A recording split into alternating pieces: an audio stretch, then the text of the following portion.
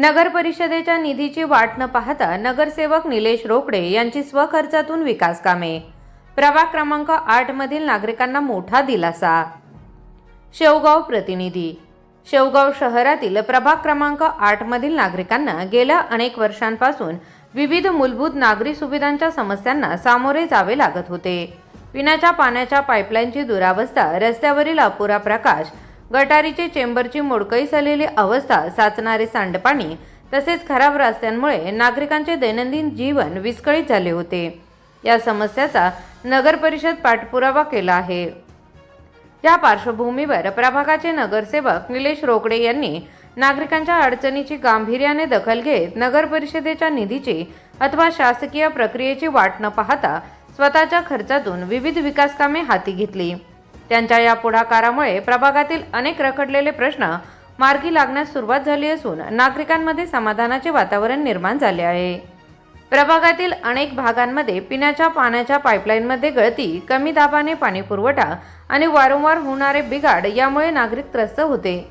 या समस्या दूर करण्यासाठी आवश्यक त्या ठिकाणी पाईपलाईनची दुरुस्ती करण्यात आली. तसेच अनेक रस्त्यांवर अंधाराचे साम्राज्य असल्याने नागरिकांना रात्रीच्या वेळी ये जा करताना अडचणी निर्माण होत होत्या. महिलांमध्ये व ज्येष्ठ नागरिकांमध्ये असुरक्षतेची भावना निर्माण झाली होती.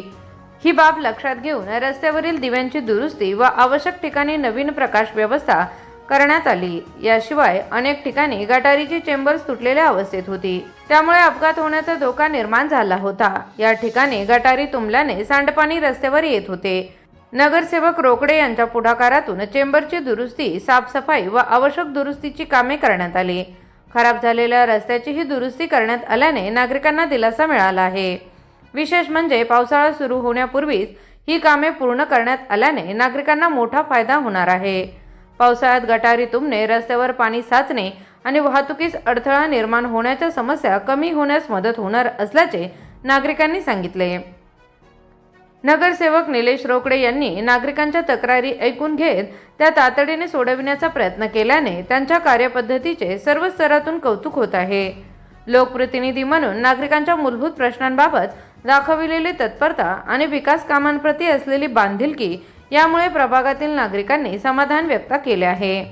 प्रभागातील ज्येष्ठ नागरिक, महिला, युवक तसेच व्यापारी वर्गाने नगरसेवक निलेश रोकडे यांचे आभार मानले असून भविष्यातही अशाच प्रकारे विकास कामांना प्राधान्य देऊन प्रभागाचा सर्वांगीण विकास करावा अशी अपेक्षा व्यक्त केली आहे. नागरिकांच्या अडचणी दूर करणे हेच लोकप्रतिनिधी म्हणून माझे कर्तव्य आहे. प्रभागातील प्रत्येक नागरिकाला मूलभूत सुविधा मिळाल्याच पाहिजेत.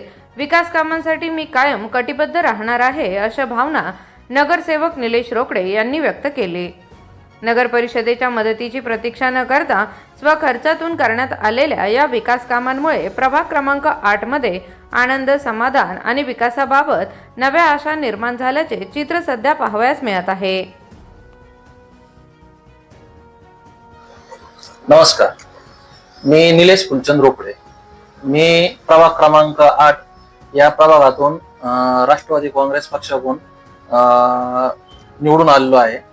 आणि ज्यावेळेस मी प्रभागामध्ये फिरत होतो त्यावेळेस मी अतिशय लोकांचे भयंकर हाल पाहिले होते. आणि लोकांना त्यावेळेस मी शब्द दिला होता का बाबा मी बऱ्यापैकी तुम्हाला जर मी चांगल्या मताने किंवा मी निवडून आलो तर मी तुमच्या जितकं काम करता येईल मी तेवढं करीन, अशा पद्धतीने मी त्यांना मी शब्द दिले होते. आणि लोकांनी मला भरभरून प्रेम दिलं. मला इतका मोठा विजयाचा गुलाल माझ्या अंगावर टाकला आणि त्यामुळं मला 100% लोकांचं काम करण्यासाठी मी पूर्ण तत्पर होतो. आणि ज्या वेळेस मला जी ती संधी भेटली त्यावेळेस मी त्या संधीचं सोनं करण्यासाठी मी तो प्रयत्न सुरू करण्याचा निश्चय केला. आणि जसे पालिका स्थापन झाली, म्हणजे आपलं बॉडी सुरू झाली, त्यानंतर मी लगेच प्रभागामध्ये फिरून मला ज्या ज्या ठिकाणी मी लोकांना शब्द दिले होते त्या त्या ठिकाणी मी प्रथमतः पाण्याचे प्रश्न असतील, लोकांच्या ज्या अडचणी होत्या, रस्त्याचे प्रश्न होते, अस्वच्छता होती किंवा अनेक अशा काही समस्या होत्या का बाबा काही विधवा महिला होत्या, त्यांना कुठतरी आपलं तहसील मधून किंवा कुठून तरी 2 रुपये कसे आपल्याला त्यांना महिना चालू करता येईल, त्यांचे कागदपत्रे असतील.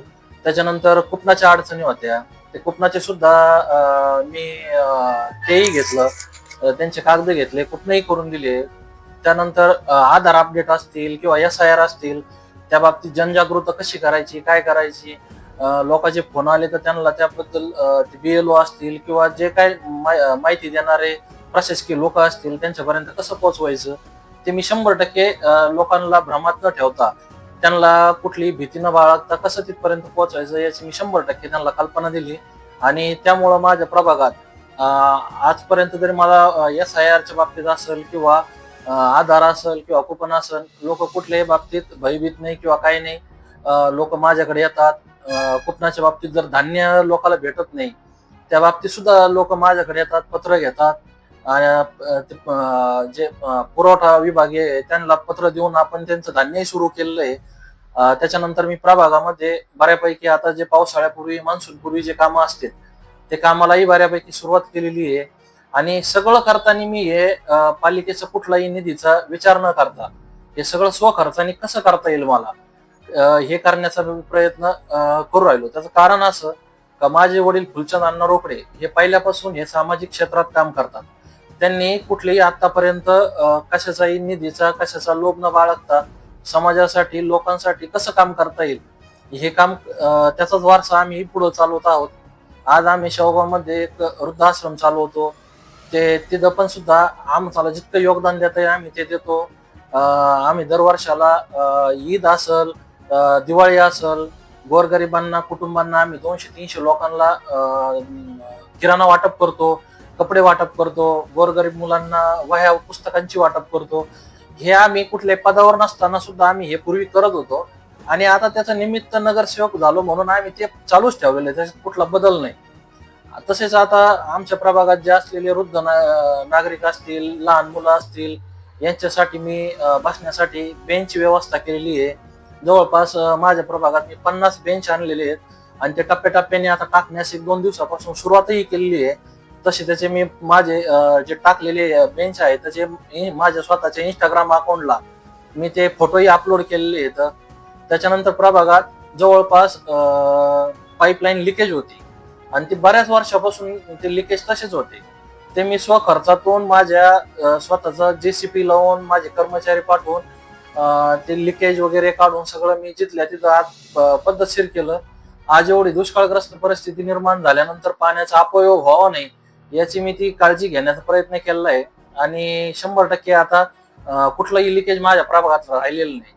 तसेच काही लोकांना जसं आर्यवस्ती, दातेवस्ती या ठिकाणी पाण्याची समस्या होती. तिथं लोकांना पाणी भेटत नव्हतं. एका वालवर 70-80 कनेक्शन होते. मग त्यांच्या मागणीनुसार आम्ही 2 वाल करून तेही स्वखर्चाने वाल केले.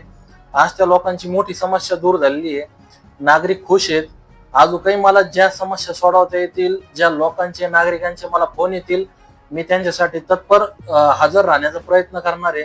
आणि मी कुठल्याही लोकांना नागरिकांना 100% म्हणजे अडचण निर्माण होणार नाही याची काळजी घेतो. तसेच मी माझ्या प्रभागामध्ये जवळपास 250 बल्ब हे बसवलेले आहेत आणि ते सुद्धा स्वखर्चाने बसवले. कुठला शासकीय निधी नाही, पालिकेकडे नाही किंवा काही नाही.